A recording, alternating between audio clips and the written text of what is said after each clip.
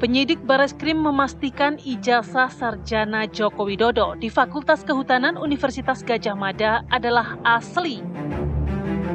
Penyidik menguji ijazah Jokowi dengan dokumen pembandingnya seperti pengaman kertas hingga cap stempel. Dari pengujian tersebut dipastikan bukti dan pembandingnya identik. Penyelidikan kasus dugaan ijazah palsu Presiden ke-7 ini pun dihentikan. Namun, kasus dugaan fitnah dan pencemaran nama baik yang dilaporkan Joko Widodo di Polda Metro Jaya masih terus berjalan. Jokowi melaporkan pakar telematika Roy Suryo dan 4 orang lainnya dalam dugaan fitnah dan pencemaran nama baik terkait tudingan ijazah palsu. Polda Metro membutuhkan kecermatan dan ketelitian dalam menyelidiki laporan tersebut. Penyidik pun masih mengumpulkan fakta-fakta yang akurat. Pihak Polda Metro sendiri dalam penyelidikan laporan Jokowi mengenai tudingan ijazah palsu sudah memeriksa beberapa saksi. Terakhir yang diperiksa adalah kader PSI Dian Sandi Utama. Lantas akan kemanakah kasus tudingan ijazah palsu Joko Widodo ini akan bergulir? Tim TV One mengabarkan.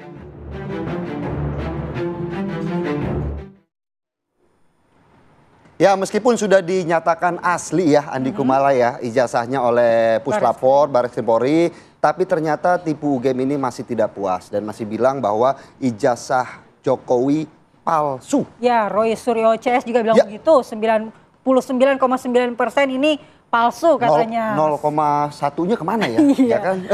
Makanya karena itulah kita mau menyelesaikan apa yang menjadi polemik ini, meskipun ini pesimis juga ya bisa selesai atau tidak, karena ini babak tambahan terus. Kalau main bola ini udah extra time begitu ya, panjang banget dari awal sampai sekarang begitu. Nah, kita akan bahas dengan beberapa narasumber yang sudah hadir. Ada siapa saja, Andi Kumala? Ya, di studio sudah hadir Bang Andi Aswan, Wakil Ketua Umum Jokowi Mania. Selamat pagi, Bang Aswan. Bang Aswan. Selamat pagi pemirsa. Selamat pagi. Kemudian ada juga Pak Irjen Pol Purnawirawan Arianto Sutadi, penasehat ahli Kapolri. Selamat pagi, Pak Arianto. Pagi, Pak Arianto. Dan melalui sambungan Zoom juga sudah bergabung Mas Andika Dian Prasetya, Koordinator Tipu UGM. Selamat pagi, Mas Andika. Selamat pagi, Mas Andika. Selamat pagi.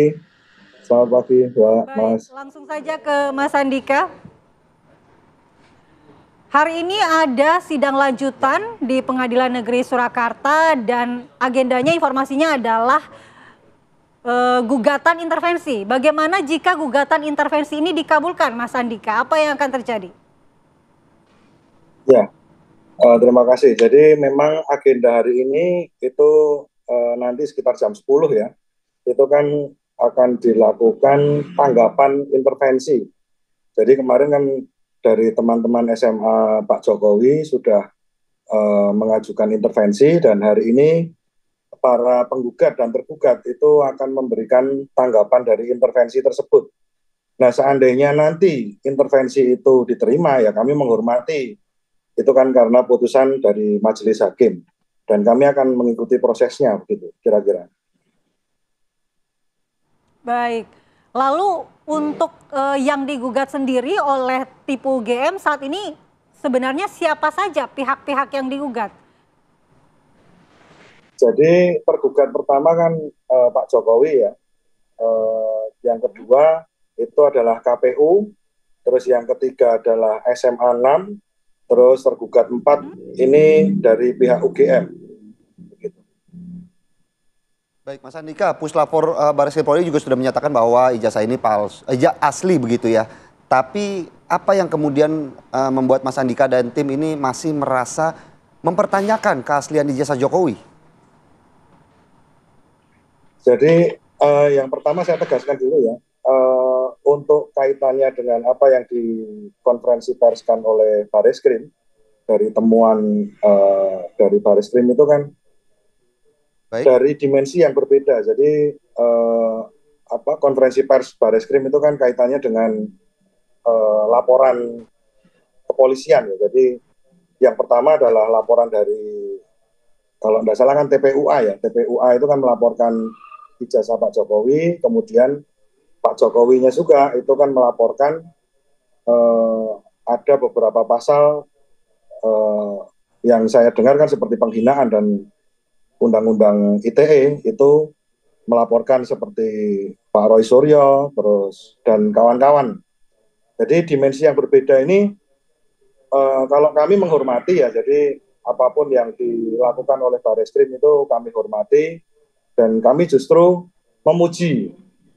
Jadi begitu cepatnya Barreskrim ini menangani aduan seperti ini dan segera untuk memberikan tanggapan seperti itu bagus, karena banyak masyarakat kan juga mengeluh bahwa laporannya itu mungkin berbulan-bulan dan lain sebagainya. Tapi kali ini kan Barreskrim cepat sekali menanggapinya. Dan dalam dimensi yang berbeda itu alat bukti yang dijelaskan oleh Barreskrim itu kan untuk kepentingan pidana dan mungkin juga akan dipergunakan sebagai alat bukti pada persidangan perdata di PN Solo gitu. Kira-kira. Iya. Baik. Mas Andika, ini kan yang Anda ragukan adalah hasil dari penyelidikan atau pemeriksaan lapor Barreskrim atau institusi penegak hukum. Selain itu juga Anda meragukan keaslian dari institusi pendidikan yakni UGM. Bagaimana hal ini ditanggapi, Mas Andika? Jadi begini, Mbak. Kaitannya dengan apa yang dikonferensi perskan oleh Barreskrim itu kan jelas ya. Jadi ada ijazah, ada dokumen-dokumen pendukung yang berkaitan dengan sekolah proses pendidikan dari Pak Jokowi di UGM. Tetapi yang kami pertanyakan justru begini, dari awal mula masalah ini muncul itu kan kita bisa bilang kan dari zamannya Bambang Tri ya. Jadi Bambang Tri dalam persidangan bersama Gus Nur itu jaksa juga tidak pernah menunjukkan adanya ijazah asli dari Pak Jokowi. Dan kemudian ya seperti yang kita ketahui bahwa Bambang Tri dan Gus Nur ini istilahnya sudah dijatuhi hukuman dan sampai hari ini pertanyaan itu terus muncul. Nah, pertanyaan itu terus muncul, bahkan kemarin seperti Barreskrim pun juga istilahnya dengan konferensi pers seperti itu juga tidak muncul juga ijazah aslinya. Jadi tidak pernah diperlihatkan di publik. Begitu. Ini yang menjadi pertanyaan sebenarnya untuk masyarakat. Apalagi ketika kemarin Barreskrim menunjukkan beberapa bukti-bukti itu menurut kami malah justru membuat kejanggalan ini semakin banyak begitu. Seperti yang tidak pernah kami lihat bahwa ada kwitansi ya. Jadi kemarin saya melihat sepotong itu kwitansi itu justru yang dilingkari adalah sarjana muda lah. Seperti itu kan menimbulkan pertanyaan di masyarakat.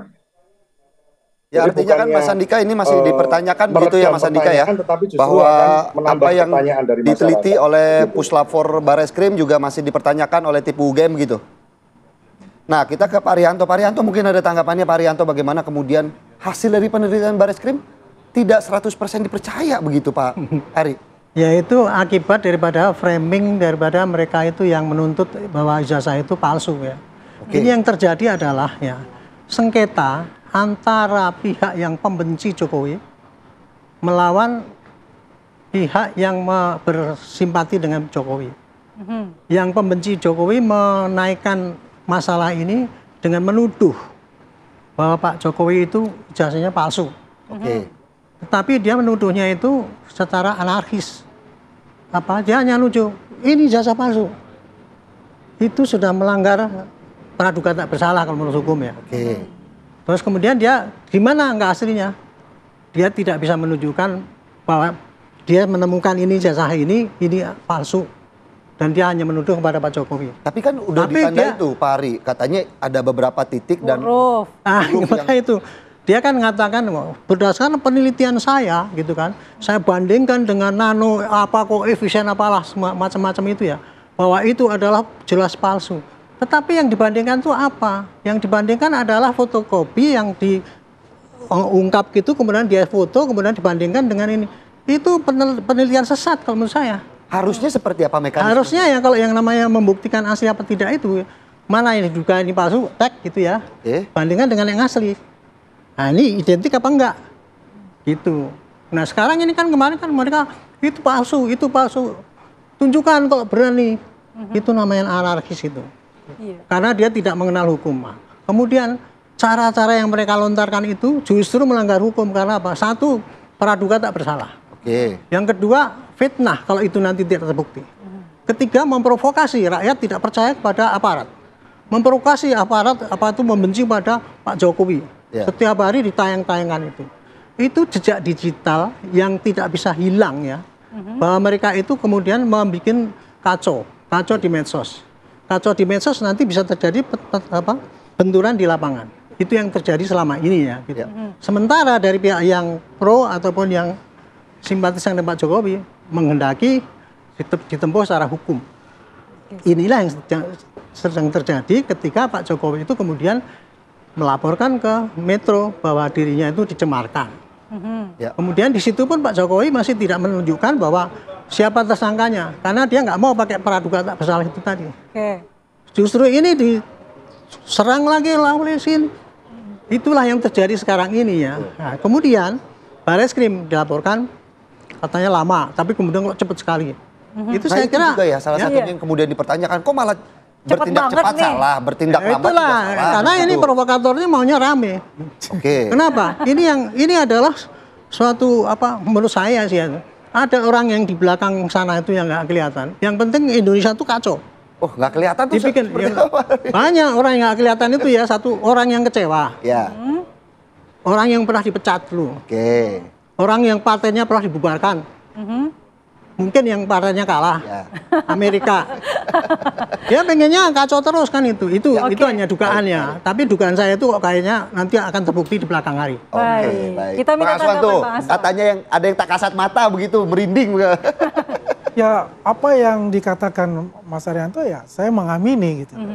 Memang di beberapa waktu saya juga mengatakan ini ada beberapa komponen, beberapa kelompok yang memang tidak ingin Indonesia ini adem ayem gitu, guyup dan rukun gitu loh. Ya tadi benar dikatakan yang satu ya ada kelompok yang sudah dibubarkan ya, kelompok besar lah. Ada 2 kelompok besar yang dibubarkan ya, salah satu anggotanya adalah di situ. Di tim itu juga gitu kan. Ya saya sebutin aja HTI dan FPI lah yang dibubarkan itu ya mereka ya sekarang ya balas dendam lah istilahnya ya.